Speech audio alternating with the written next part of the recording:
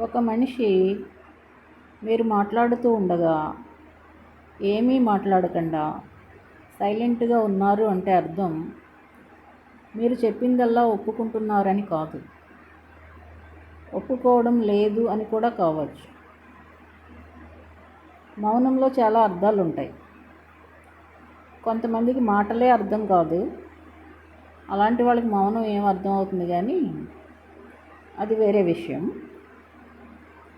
మౌనంలో ఉన్న అర్థాలు ఏంటంటే, ఒక మనిషి సైలెంట్గా ఉన్నారు అంటే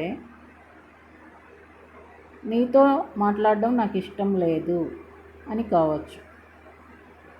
వాదోపవాదాలకు ఇది సమయం కాదు, నువ్వో నేనో రియలైజ్ అయ్యాక దీని గురించి మాట్లాడుకుందాం అని కావచ్చు. నీతో మాట్లాడి నా అమూల్యమైన సమయాన్ని, ఎనర్జీని నేను వేస్ట్ చేసుకోదలుచుకోలేదు అని కూడా కావచ్చు.